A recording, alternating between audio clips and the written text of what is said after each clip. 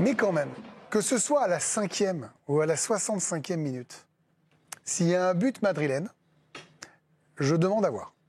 Bien sûr, parce qu'il y a... Franchement, je sais pas. Même, je vous dis même la 65, limite la 70e. Oui, parce qu'on Voire la 75e. On a déjà vu Madrid être capable d'emballer un match et de le faire basculer dans un truc complètement irrationnel. On a vu beaucoup. Alors c'était plus à l'intérieur d'un match d'ailleurs. Ouais. Il y a eu peu de renversement. Il n'y a pas eu de remontada sur un match retour. C'est exactement, en cours de match. Voilà. C'est par contre à l'intérieur d'un match, ils sont capables de faire basculer un match qui leur échappait complètement. Et on a vécu ça, je ne sais pas combien de fois. Effectivement, ils ont un truc à part. Et puis ça renvoie aussi, si on a cette question-là, à ce qu'est Arsenal à ce niveau-là. C'est-à-dire qu'on les voit toujours, et peut-être même eux aussi, comme une équipe toujours un petit peu des éternels espoirs, un petit peu toujours en développement. On les voit comme des quarts de finalistes. Exactement, comme des quarts de finalistes, et selon la fameuse phrase de Patrice Evra, qui date de maintenant plus de 15 ans, des enfants contre des hommes. Et tu as toujours un tout petit peu ce sentiment-là, et que à haute pression, Arsenal... Tu te dis, ils rentrent dans une zone avec moins de maîtrise que d'autres. Donc, effectivement, il faudra être très, très costaud pour eux au retour à Bernabéu. Mais franchement, il va falloir que là, ils se transforment en ce qu'ils n'ont pas été de toute la saison, le Real. Oui, très peu d'éclairs. Hein. Et statistiquement, parce qu'on parle de remontada, donc c'est remonté au moins 3 buts d'écart. Il y a eu 47 cas, il y en a seulement 4 qui ont réussi à le faire. Il faut quand même le rappeler. La Corogne, qui avait renversé la situation, c'était vieux lors de la saison 2003-2004 face à Milan. Bon, Barcelone-PSG, vous vous en souvenez tous, on ne va pas revenir à ça. Il y a eu la Romatada, où la Roma avait réussi cette performance. Et puis la Red Mantada, avec Liverpool qui avait perdu le match aller, qui avait gagné 4-0. Et tu as vu quand même plusieurs ces dernières années. Et à chaque fois, on s'en souvient. À chaque fois, c'est 47 cas, c'est 8%, 8,5% Il y a un avant de chance de le faire. Barça. Bien sûr, mais le Barça est dans tous les coups. Positif et négatif. C'est leur ADN. On en avait 12 et on en prend 13. C'est la passion. Oui, mais il y a quand même un truc, Séverine, moi, je vais rejoindre ce que dit Dave. C'est on a tous pensé ça hier. À 3-0, on s'est dit, ils sont pris une raclée, ils ont pris 2 coups francs. Il y a un destin cette année. Johan Rioux disait, à un moment, ils vont payer ce qu'ils proposent depuis le début de la saison. Ils vont en prendre 3. Il l'a dit hier au plateau, Johan. Et je le salue, il sera avec nous dans la grande soirée. On a du mal à croire que cette équipe-là soit capable de sublimer quand même. Parce que ce qu'elle nous montre depuis le début de la saison, c'est une équipe qui ne joue pas ensemble, qui ne court pas et qui est battue tout le temps. Moi, je trouve qu'ils ont eu exactement ce qu'ils méritaient, en fait, tout simplement. Et ce, depuis le début de la saison. C'est très compliqué. Il n'y a plus de cohérence dans l'équipe. Moi, je trouve, vous le savez, je suis fan absolu du Real Madrid. Là, sincèrement, depuis le début de la saison, il y a une grosse déception, je pense, pour beaucoup. Il n'y a aucune cohérence. Devant, il n'y a plus rien qui se passe. Les 4 zigotos devant... Zigoto, on est passé de fantastique à zigoto. Oui, mais vraiment, je trouve qu'il n'y a aucune communication entre les 4. Il n'y a personne qui performe ou qui surperforme. Si tu n'as pas Thibaut Courtois hier, dans les cages, je pense que c'est 6-0, mais facile. Et vraiment, ils ont eu des sauvetages sur la ligne, ils ont mais incroyable. Il y a Jude Bellingham qui fait un sauvetage sur la ligne. Il y a Thibaut Courtois qui sort des arrêts de grande classe comme il sait faire. Mais si tu n'as pas ça, c'est quelques éclairs de génie, tu en prends 6.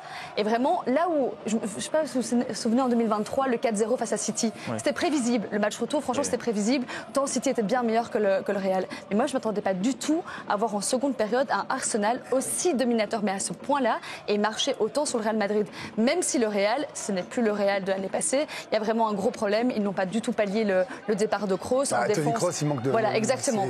Le milieu de terrain s'est fait bouffer hier soir, mais vraiment... Comme très souvent cette saison. En plus, tout à fait. Et derrière, c'est d'une lenteur absolue, sincèrement.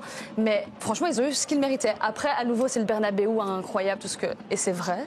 Mais là, je me dis, il y a tellement eu un écart hier que je ne vois pas du tout comment ils peuvent renverser la tendance. Olivier, vous voulez plutôt retenir le naufrage de Madrid ou la réaction exceptionnelle d'Arsenal et les coups francs de Declan Rice? C'est surtout le naufrage de Madrid. Mais moi, je pense qu'il y a un élément qui est hyper important à Madrid, c'est Carvajal. Carvajal, il est blessé depuis pratiquement le début de la saison. Et on voit, alors oui, Kroos, je suis d'accord avec vous, mais Carvajal, il a pris une importance absolument extraordinaire dans ce jeu du Real Madrid. Et elle a disparu. Moi, il y a un truc aussi qui me chiffonne.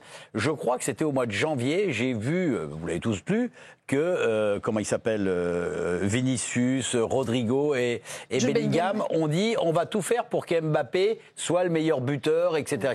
Mais je ne le vois pas dans le jeu. Je vois pas ça. Alors c'était peut-être de la communication comme ça pour faire plaisir à tout le monde, j'en sais rien, mais je ne le vois pas dans le jeu. Je vois pas des gens qui, même si on a tendance à peut-être à le chercher, mais j'en suis pas convaincu, même si la passe par exemple de Bellingham hier soir, elle est superbe, elle est extraordinaire. Après, Kylian, il veut faire le jeu. Hein. Oui, mais il y a ce que je veux dire. Il y a l'appel de balle. Il ne veut pas juste être un simple buteur devant. Et oui, non, mais il y a l'appel de balle qui était beau. Mais je ne trouve pas que, par exemple, Vinicius, à chaque fois qu'il peut le faire, il essaye de trouver Mbappé. Donc moi, c'est ça. Le problème, et je rejoins quand même comment dire, l'ancien joueur de Ivanovic. Mijatovic. Voilà, merci. On vous aviez le hitch, quoi. Oui, j'étais déjà pas mal. Non, mais moi, c'est ça qui m'a rendu fou hier soir en les regardant, c'est ce manque d'état d'esprit. C'est quand même incroyable. Et quand ce qui est leur force. Mais quand on voit les journalistes madrilènes, quand ils nous disent ça, et c'est vrai, tu dois être énorme quand tu joues pour le Real. Et est-ce qu'il n'y avait pas, le pouf final d'Olivier veut tout dire. Est-ce qu'il n'y avait pas les pires années PSG dans ce Real hier? Je fais l'analogie parce qu'on est dans le DG en France. On force un peu là. Vous voyez ce que je veux dire? Un peu paresseux qui ne veut pas trop courir. Tout ce que ce PSG n'est plus cette année. Et pour ça qu'on l'attend avec énormément d'envie ce soir. Et ce Real qui était avec un caractère incroyable et peut-être même des joueurs qui avaient envie de jouer ensemble. Hier, c'est un naufrage. Je pense que s'il y a une analogie à faire, c'est là où on se trompe pour moi quand on analyse les matchs du Real. C'est-à-dire qu'il y a tellement de stars dans cette équipe, si vous prenez juste Vinicius, Bellingham et Mbappé, que le réflexe de tout le monde et de la presse espagnole notamment en tête, c'est de chercher les coupables. Parce qu'on cherche les coupables de quel de ces joueurs extraordinaires n'a pas aidé finalement l'équipe à se sublimer avec le niveau collectif catastrophique de cette équipe-là. Et donc au final, à force de chercher les coupables tête par tête, en fait on oublie que l'équipe elle marche pas droit de toute façon.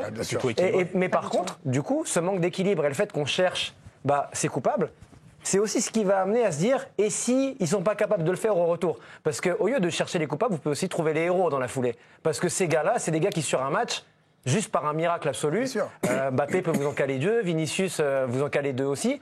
Et ça fera pas du Real, après ce match retour, une meilleure équipe. Par contre, ça fait du Real une équipe capable, sur un match, de vous la mettre à l'envers. Ça fera du Real une équipe demi-finaliste. Voilà. Mais par contre, il y a une autre analogie. Très rapide. Parce qu'après, on va aller au parc. C'est que vous vous souvenez du Real Galactique des début des années 2000 Oui. Quand ils gagnent la Ligue des Champions, tu te dis, waouh, ils sont partis pour un règne. Et en fait, on rajoute d'autres ballons d'or aux ballons d'or qui sont déjà présents. Et là, ils perdent leur équilibre et c'est plus jamais une équipe équilibrée. Et là, tu as l'impression que c'est un petit peu ça. Là, ils ont perdu 2 classicos, il faut quand même le rappeler, un en Supercoupe, un en championnat, largement. Et que là, on se dirige quand même sur une saison qui est catastrophique en Ligue des Champions. 5 défaites quand même cette saison. C'est rare de voir le Real Madrid autant perdre dans une campagne européenne. La dernière fois, c'était lors de la saison 2000-2001. Bon, ils avaient fait quand même demi-finale, mais ils avaient perdu 5 fois. Et puis, une analogie, peut-être, ils avaient perdu 4-1, souvenez-vous, par 3 buts d'écart en demi-finale face à Dortmund. Ils n'avaient pas réussi à remonter. C'était Dortmund qui avait été en finale, ils avaient gagné que 2-0 le match retour. Et saluons Declan Rice. Bien sûr, on est obligé de le faire. Regardez, c'était la une du Daily Express aujourd'hui, double decker avec une photo des 2 coups francs sublimes. Le Télégraphe en Angleterre qui s'extasie. Avons-nous déjà vu 2 coups francs aussi spectaculaires à l'Emirates? Avons-nous vu quelque chose comme ça en Ligue des Champions? Même Superman n'a pas pu les sauver. Le milieu de terrain anglais étourdit le Real avec un coup franc à la Beckham. Puis il a réitéré l'exploit alors que Courtois n'est pas parvenu à prendre sa leçon. On multiplie les adjectifs, les superlatifs partout en Europe. Bildt, 2 coups francs miraculeux. Marca, 2 buts éclatants de l'anglais. Relevo, 2 coups de maître. Le Parisien, des coups francs sublimes. Et William Saliba lui-même n'en revenait pas au micro de Canal après le match. Je suis étonné, on n'en marque pas beaucoup. Et lui en a mis 2. Depuis que je suis Arsenal, je n'ai jamais vu un coup franc. Il a débloqué le match, c'est magnifique. On ne travaille pas trop les coups francs directs, mais il a pris ses responsabilités. On a flanqué 2 contre Courtois en plus. Ce n'est pas facile. Et on termine avec cette image, la réaction de Kylian Mbappé. Ensuite, après ces coups francs qui est devenu un mème sur les réseaux sociaux. Il était dépité. Bravo, monsieur Ri, pour ces 2 coups francs. C'était absolument incroyable.